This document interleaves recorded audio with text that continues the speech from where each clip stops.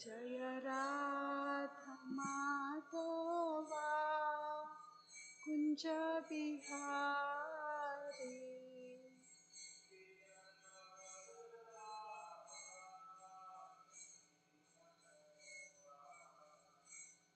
Jai गोपीजन Vallabh Girivardhari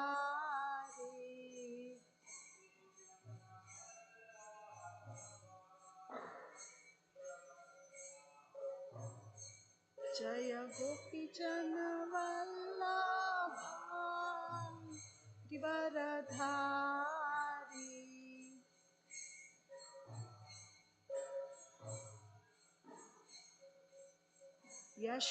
यशोदानंदना Vraj नरंजना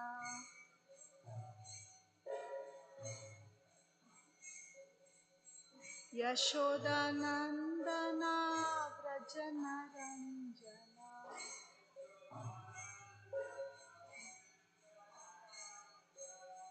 यशोदानंदना Vraj नरंजना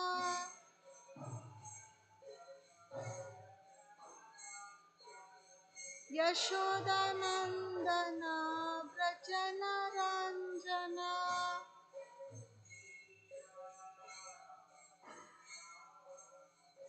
Yamuna Tirah वनचारी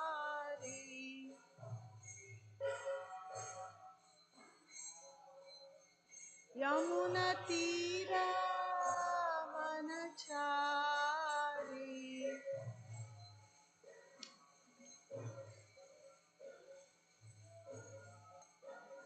Jai Radha Madhava Kunj Bihari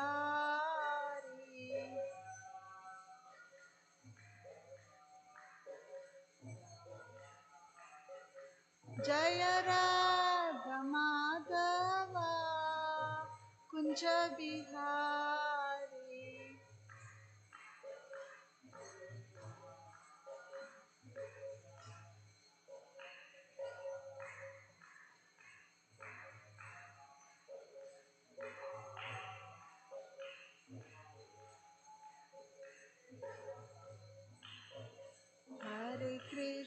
Hare Krishna, Krishna Krishna, Hare Hare, Hare Rama, Rama Rama, Hare Hare.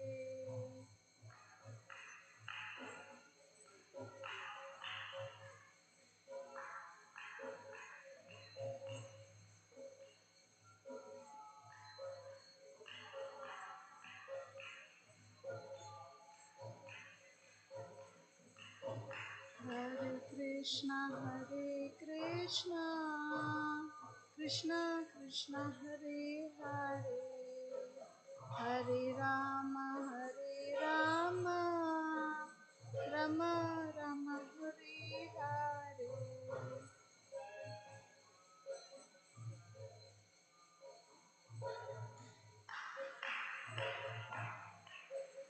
Jaya Kishore Kishori, Jaya Kishore Kishori, Jaya Kishore Kishori, Jaya Kishore Kishori.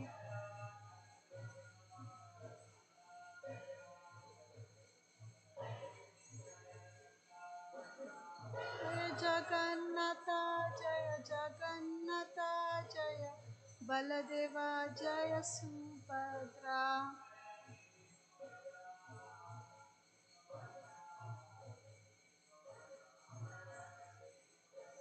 Jaya Giri Govardhan, Jaya Giri Govardhan, Jaya Giri Govardhan.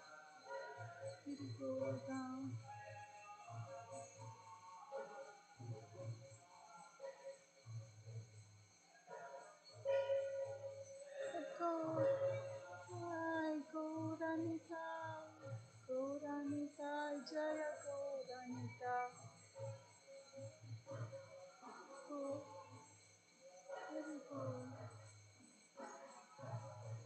Nitai Gaura Hari Bol, Hari Bol, Hari Bol, Nitai Gaura Hari Bol. pa, pa. Jaya Jaya Prabhupada, Prabhupada, Prabhupada, Jaya Jaya Prabhupada.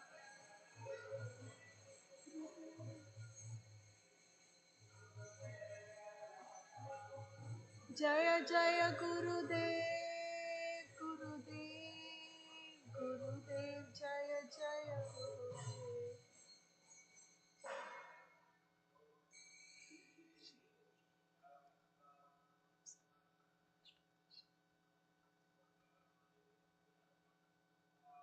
Jai,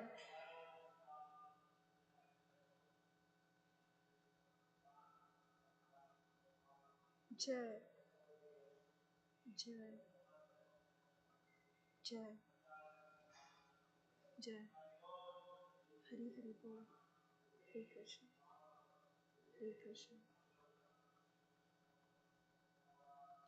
Jai.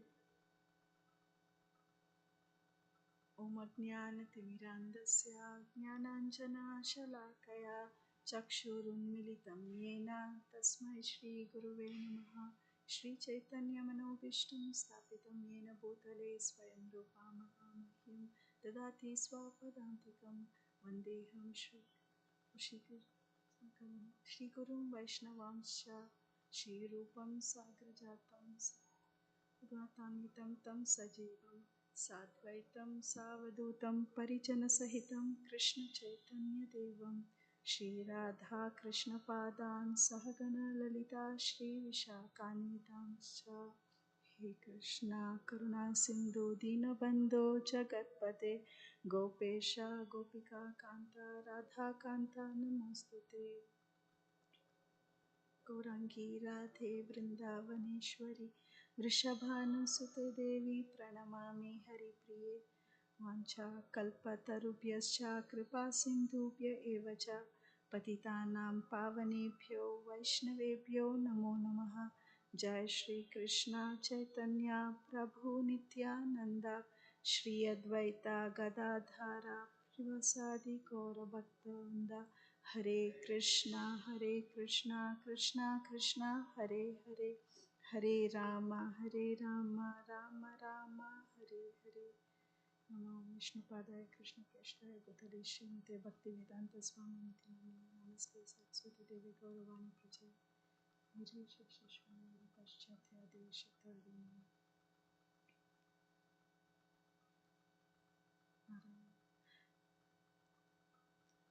Narayanam Namaskritya Naram Chaiva Narottamam Devim Saraswatim Vyasam Tato Jayamudire Nashtaprayeshu Abhadreshu Nityam Bhagavata Seviya Bhagavati Uttama Shloke Bhaktir Bhavati Naishtaki. Shri Shuka Uvacha Iti Sma Raja Samsprishta Krishnenanantamurtina Madhavam Pranipatyaha Kirtine Vachasa. Shri Shuka Uvacha Iti Sma Raja Samsprishta Krishnenanantamurtina Madhavam Pranipatyaha Kiritenarkavachasa.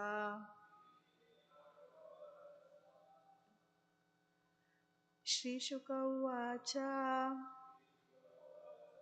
Iti Sma Raja Samsprishta Krishnenanantamurtina Madhavam Pranipatyaha Kiritenarkavachasa. Iti Sri Shuka Uvacha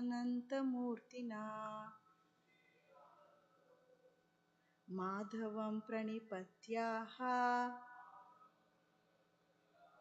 Kiritenarkavachasa. Shri Shuka Uvacha Iti Sma Raja Samsprishta Krishnenanantamurtina Madhavam Pranipatyaha Iti Sri Shuka Uvacha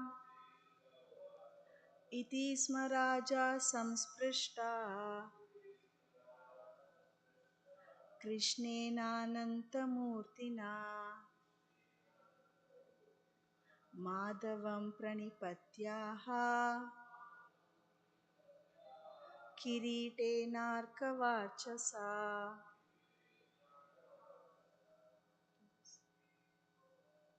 Shri Shuka Uvacha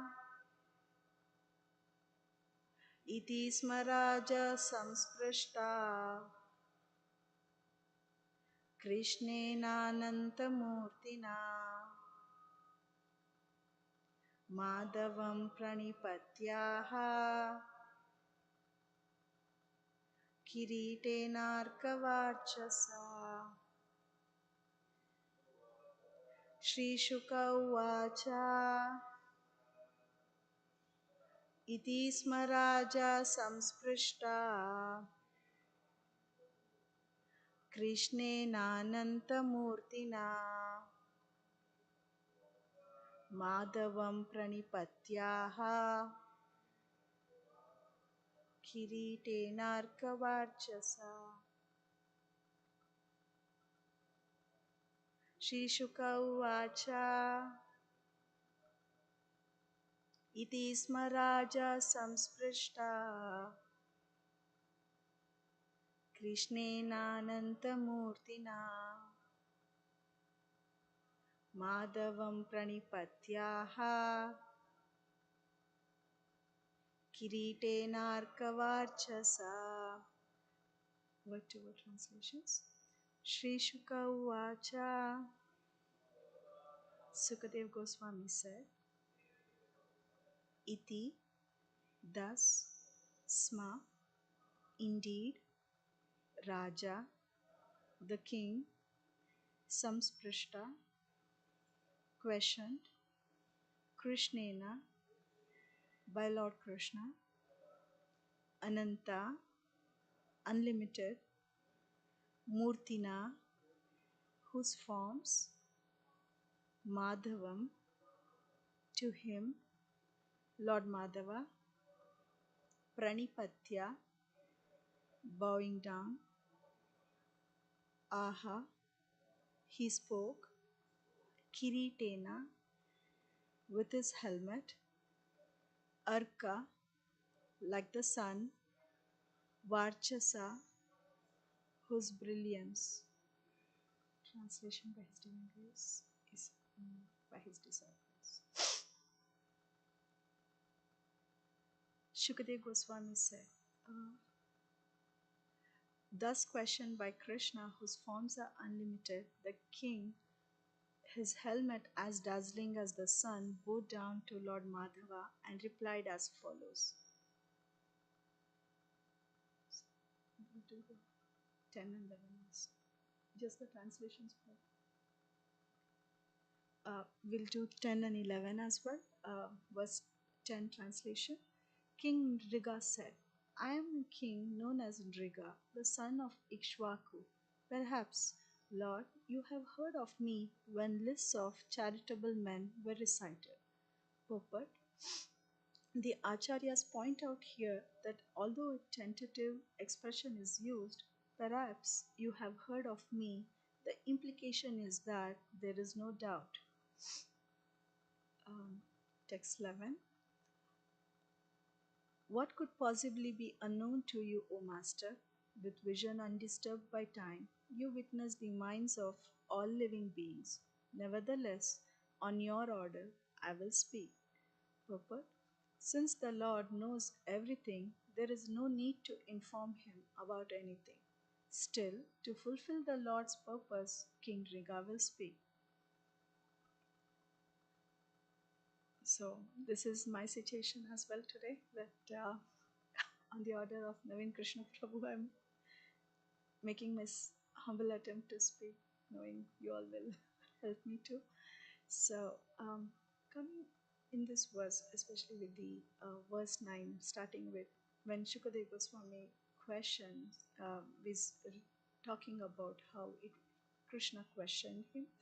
The king, with all his helmet as dazzling as the sun, just to indicate that however, whatever our material position could be, we could be a king or the highest one in the material world we can think of, still we bow down to Lord Madhava. Here, the choice of words always in Bhagavatam is very significant because they use the right words at the right time. Not necessarily we do, but every single word is significant in the fact that when Madhava is addressed, that Krishna is the goddesses, the lord of the goddesses of fortune, especially Madhava, right? So he brings out over here to say that when Madhava is there in front of him, even though the helmet of the king or the position of the king could be so dazzling like the sun, or it just has to go down, like, because Krishna, after all, is as effulgent as hundreds and thousands of suns put together. So he still has to take the humble position to bow down to him, where Shukadeva Goswami also um, points out that the king is transformed also, because Krishna is the Sachidananda Vigraha. In front of him, whatever our miserable condition could be, the king in this, with a prelude to it, he he's cursed and he's in the form of a lizard lying in the well. And when the sons of Krishna, Samba and others, try to look at him and try to pull him, they were not able to. But when Krishna comes in and when he pulls him out, he just comes out. And as soon as Krishna is there, whatever our miseries are, it's just goes away. That, like, his miserable form of condition of being in a lizard, it immediately gets transformed, and he got his original form as a king. And actually, um, on this, the acharyas actually say there are the word sma, especially in this verse, is very significant, because it is to say that this is Krishna's bliss. So it is a well-known fact that Krishna is the supreme personality of Godhead, and so everything that he is effulgent and magnificent to the common man. And also Sanatan, this particular king is not just any other king. He actually comes from a very respectable or a prestigious parampara here. So in spite of that, in front of the Supreme Personality of Godhead, it is quite insignificant. One of the things that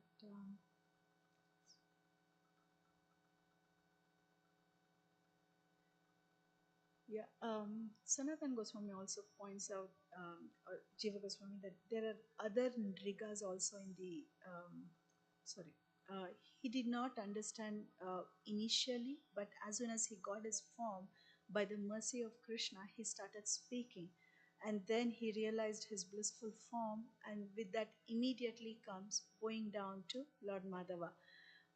Um, Coming to the next words, when the king starts speaking, taking the humble position, he started saying that perhaps you know about me. He's saying that, oh, there should not be any doubt, because you know everything. It is not that Krishna knows inside and outside. He's outside in the form of the witnesses of sun, moon, and everything, and inside he's as the Paramatma. So King Riga is pointing out that, hey, Krishna, you know everything, but still, because you are asking me how I came into this position, I'm going to speak.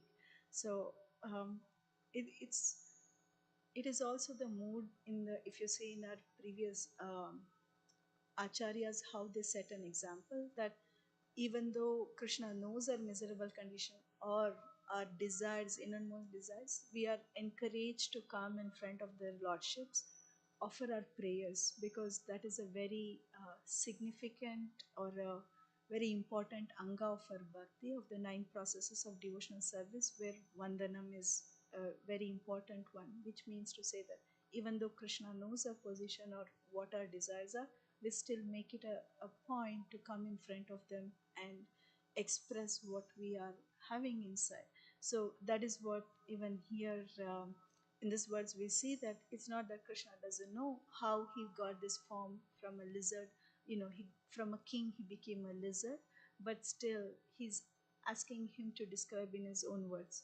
One of the things that happen when we actually express ourselves is it gives us the realization or understanding of why we even came into this position. So it is also an opportunity sometimes when we speak, or like how we are all encouraged to give a class, is because then when we speak we hear ourselves more, and it is for our own purification. It's somewhat a revelation to know how much we have actually known the subject matter.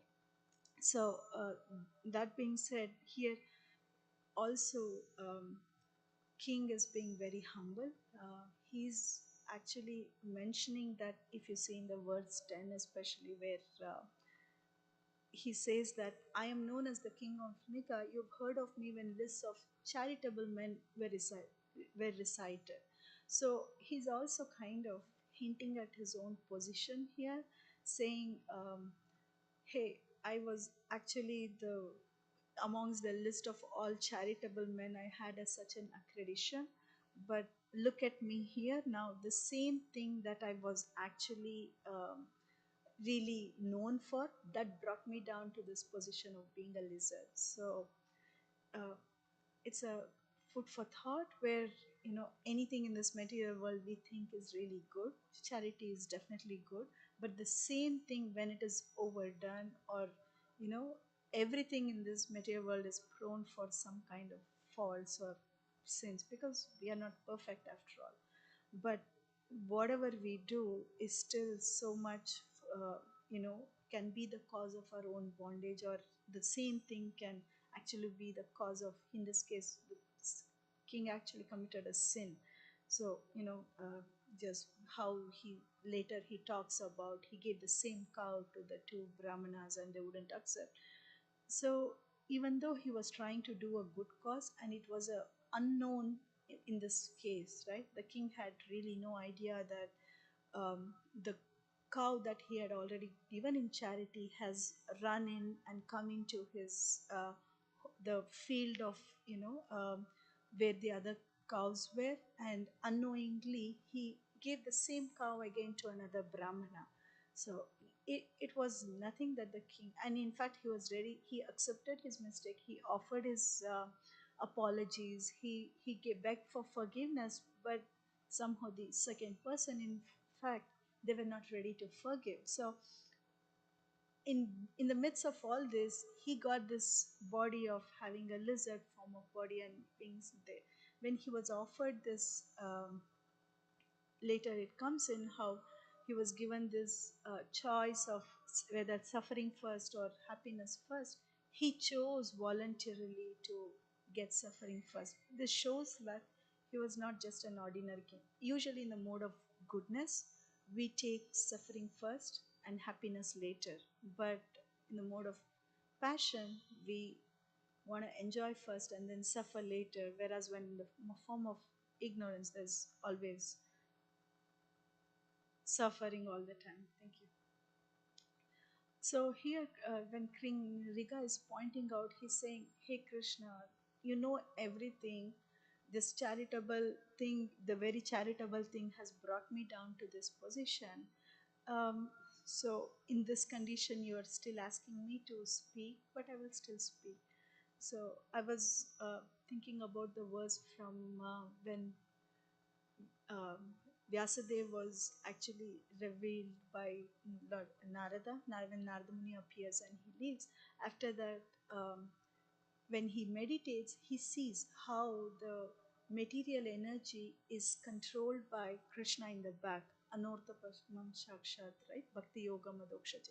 So he sees how the material energy is, controlled completely by the Lord. So anytime when there is anything we are interacting with the material energy, it's a nice thing to understand that it's always prone for some kind of mistakes that we might do. So even within the deity worship, that's why even before going in or after we coming out, or anytime even in the class, the starting and the ending, we always pray and beg for forgiveness, because there's always something we'll not do right. There is scope for faults everywhere.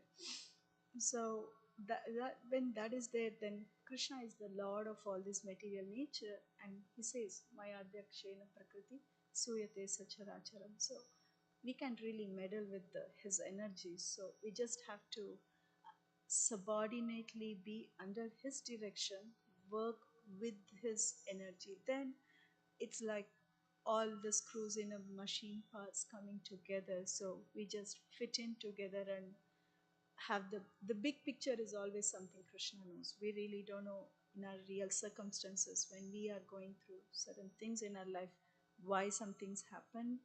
So that's why even in the Mukunda Mala Stotra, right, that's one of my favorite too, like where he says Mukunda Murna Pranipatya Yache. We really don't know what is best for us. So Krishna, you know what is best for me. I'm offering you this obeisances, Mukunda. So you do what is best for me at all circumstances.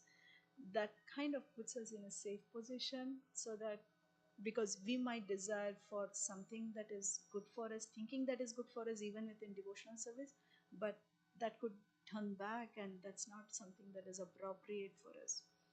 So here, Sanatan Goswami actually points out the same thing where he says that this king actually did a very small sin and he received such a big mistake for that to, you know, which, but that is his glorious position, that even though he was put into that kind of a situation, he was not perturbed, or his vision did not change, especially in the next verse when in the verse 11 that he talks about, right, with vision undisturbed by time. So that is only Krishna. Like we see somebody to be good at this point of time in our life, and after some point we realize that, hey, probably I don't work well in this situation.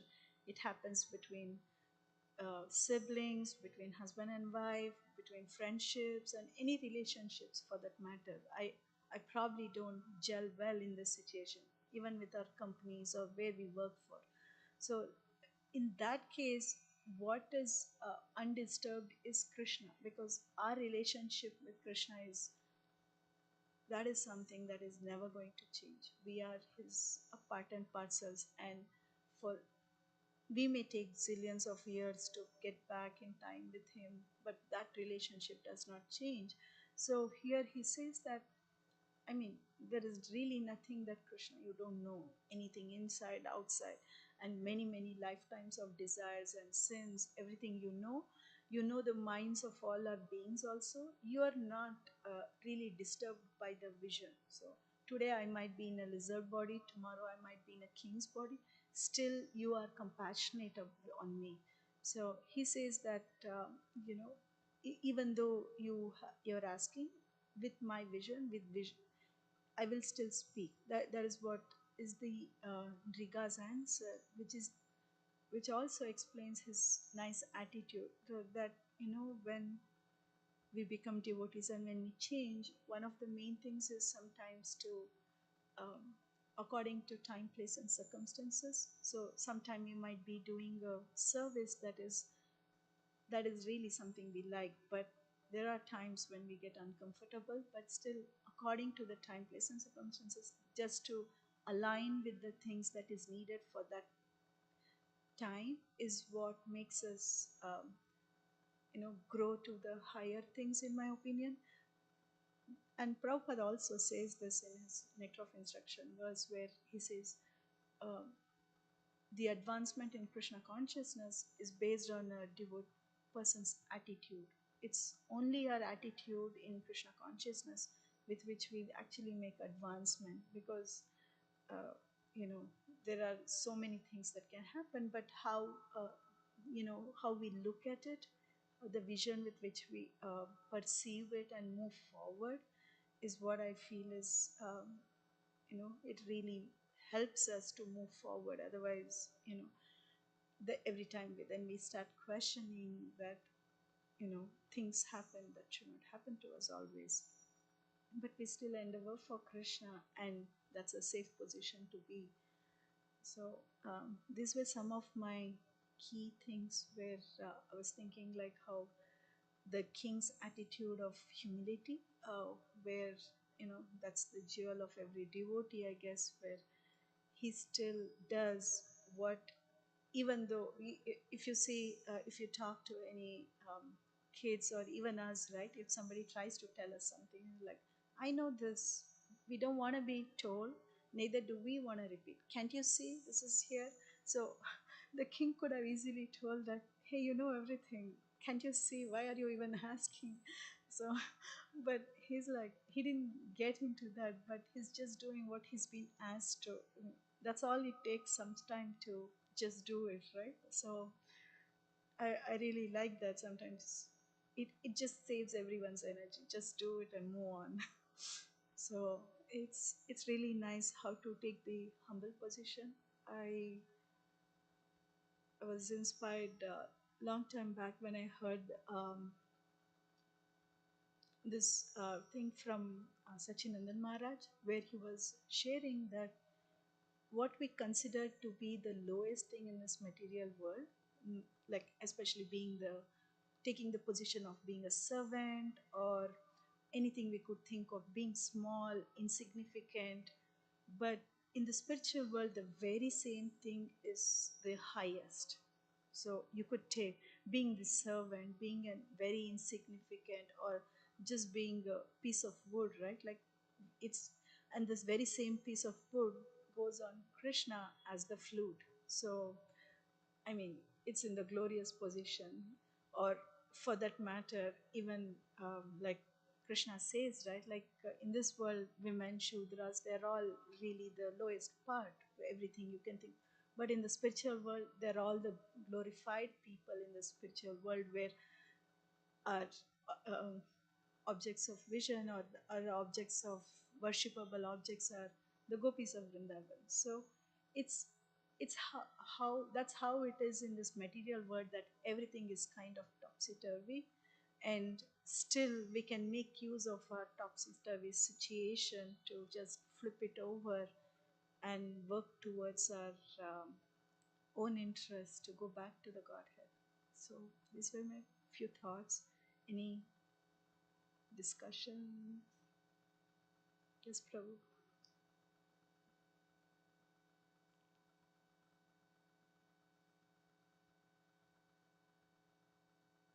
Hare Krishna. Hare Krishna Mathaji. Nice class, though it was first time. Really appreciate the points that you made. Uh, Charitable, even though King is charitable, so he made a mistake. And I appreciate the point which you made just now. Like, even though you are, wood, it can be glow on the Krishna's flute. That's nice points.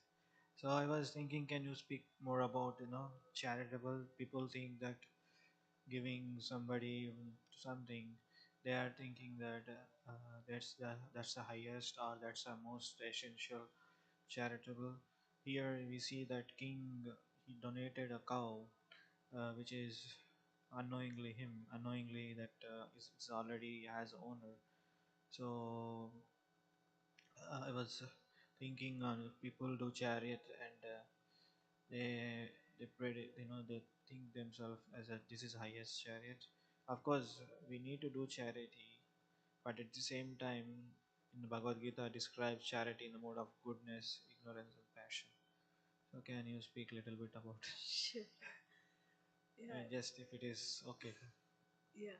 So that's good you brought up this point. I was there are many things that was coming to my mind. Yeah.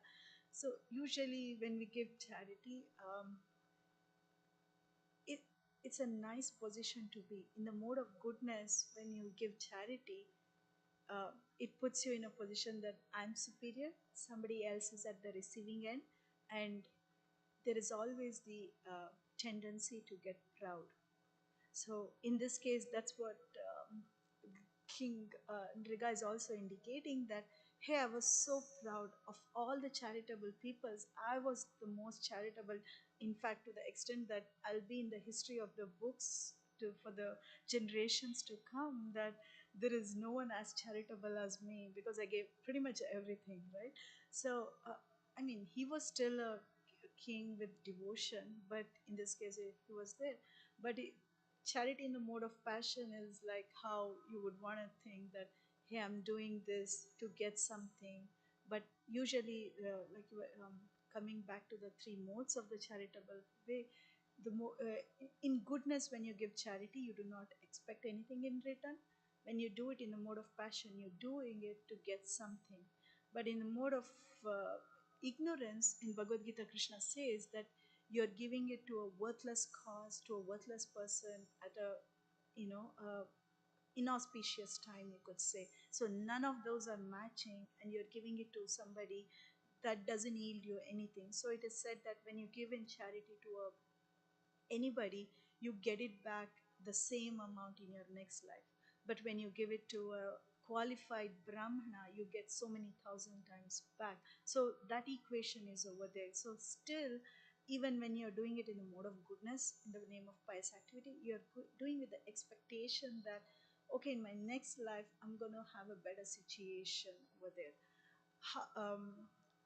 I can speak for myself. When I was like just started to work, or even before, I started was going to work, I had this inclination to do a lot of charity to orphanage kids. So I would spend a lot of time. I would go. I would, because when you start working, you don't have any responsibilities. So you would do. And when I came into Krishna consciousness, I still had that. Um, I just couldn't understand why my Shiksha Gurus were saying that, yeah, it's okay to do it for charity, but do it for Krishna. And I'm like, why? What is so wrong with it? These are kids who really need it, and it's a very difficult thing to understand. And then over a period of time, then I understood like how that was because I am giving it. It really gives. It puts in the sense of uh, conditioning into you that because of me somebody else is going to get into a better situation, or because of me something is going to happen. Even that is very subtle, even to the fact that even when we give donations in the temple or anything, we are giving it for Krishna, but we want our name to be there. I mean, some people really need it. Definitely, they need to see that. But most often, like that's what inspires people. Say, especially when you're building a temple, when you say that, "Hey, I'm going to put your name in a brick," like people are more inclined to give. They really want to give. So it's nonetheless better than giving for something else. So we are engaging them. But in real charity, when you are giving, you have to just give and forget about it, and not even remember that you have given somebody. So it is, I would say, it is an evolving, or it's for one to rise inside, to come to the consciousness. And it takes a bit of thing to tell ourselves every single time that idam na mama, idam na mama. So it's like how we do a yagya. So that comes with practice. So Krishna does put us in a situations where sometimes he will help us to do that. When even when you give a charity, people may not even be bothered, or there'll be somebody else who gives more than you, which is perfectly fine. So it's nice to do for Krishna whatever we give. Uh, with that comes a tiny bit of renunciation, I would say.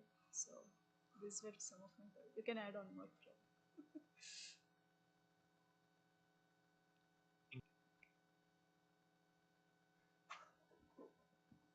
Hare Krishna Hare Mata, Krishna thank you Prabhu. so much for your plan. One of the pillars of true spirituality is absolute unselfishness, and so it's the same discussion about charity. Uh, that when when we do charity, is an expression of love.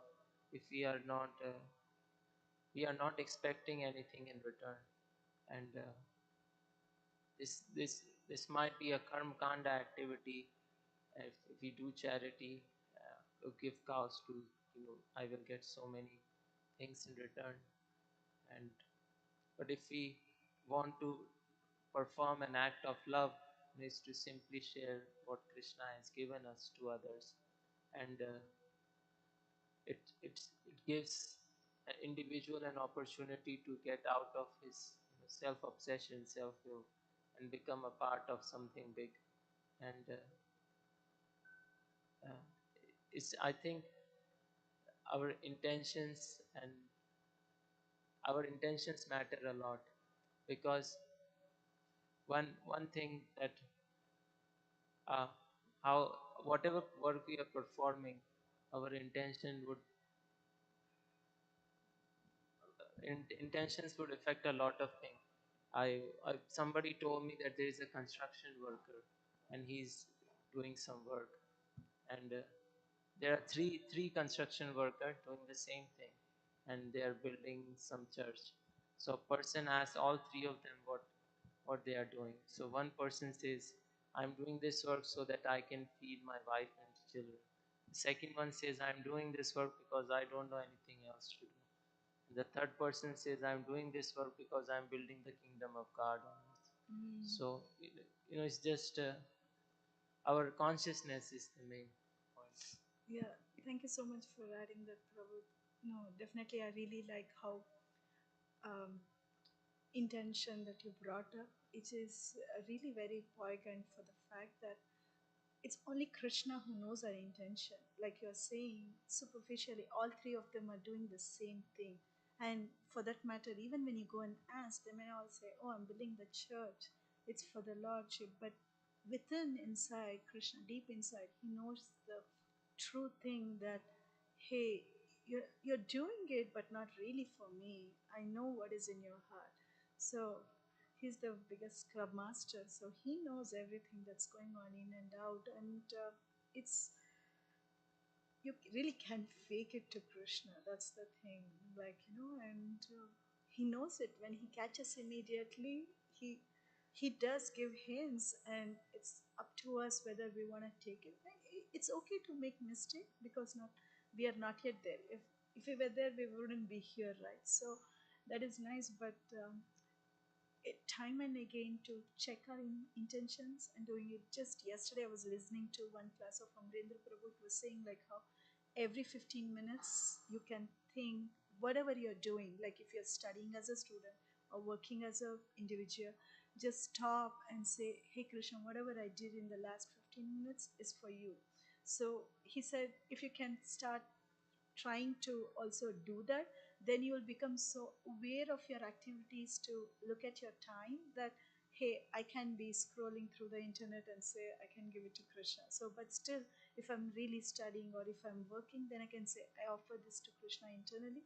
That consciousness resets us, like it resets of why we are here and what we are doing. So even in the middle of doing so many like busy activities, if we can stop to reset our intention, I think that'll be nice. Now that we have Janmashtami coming for so much, and we're all busy with so many things, it'll be a nice reminder for each of us to remind each other to stop. Hey, it is for Krishna. It's Krishna's birthday. So I really like that you brought up the point of intentions. It's a very favorite thing of mine. Thank you, Prabhu. And the analogy too.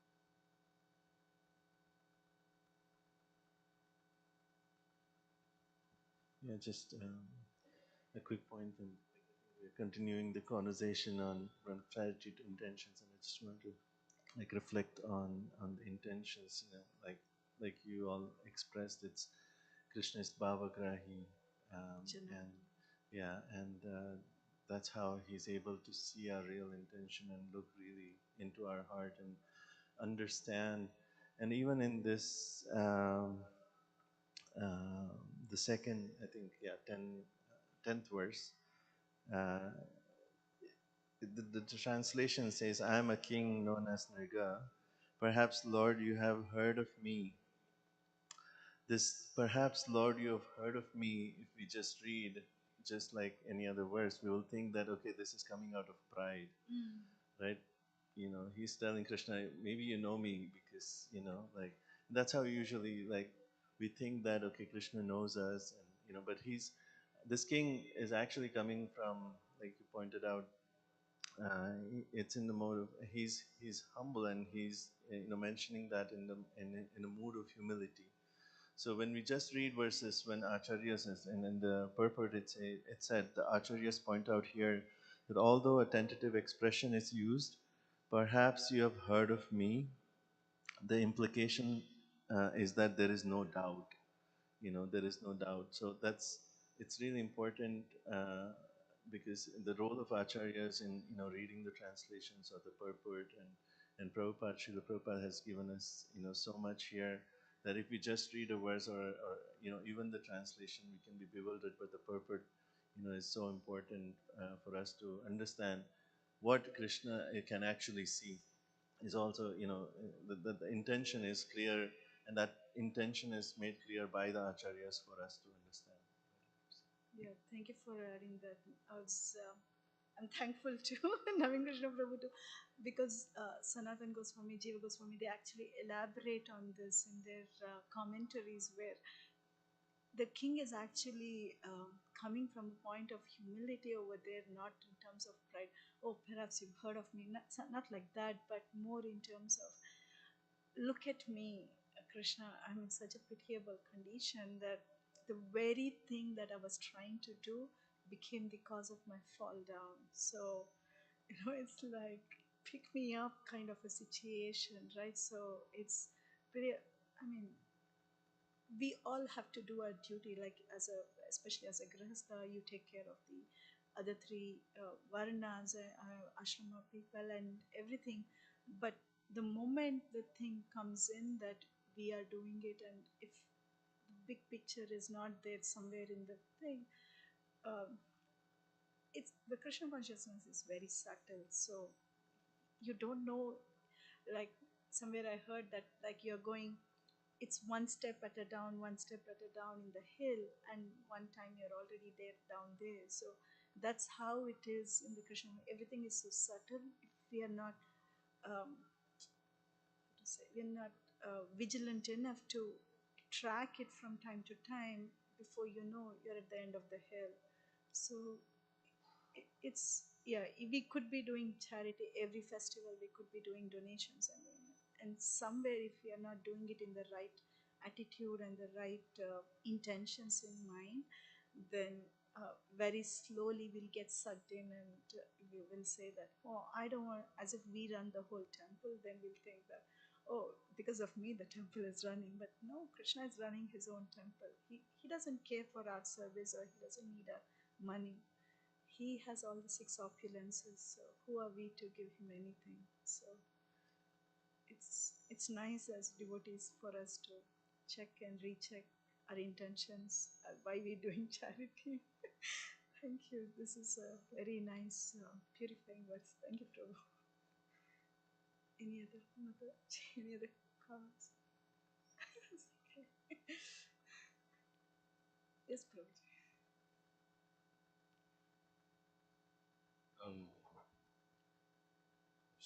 Thank you for the class, of course. I was trying to think of something to try to grab a little bit of it, because you seem to have a lot of insight on these things. So let's say a person comes into Krishna consciousness, and Prabhupada teaches us simple living and high thinking, right? And they say, well, this discussion is not so simple. It seems so subtle, so many things.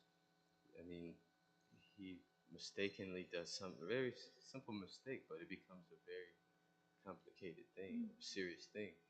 So I was wondering if you have any thoughts about how to, when you feel like overwhelmed, like, this festival is coming, that's coming, this service, all these things, and how to bring it down to just simply, my thought was, you want to remain in Krishna consciousness and not get so overwhelmed and so think this is too much for me and leave. How to bring it back down, as you were saying, re, like re, like almost like calibrate your intentions, but also how to almost like just kind of bring it down to where you're at and to be able to relax and keep it simple. Yeah. Um, Two things that are coming to my mind. Like in this case of the king, first thing that although it seems like for a insignificant small thing he's been punished so much, but you see the Lord's protection is there. He would have been doing his duties of being a king for the rest of his life and doing so much, right? So well, but there is a little chance that will he see Krishna face to face.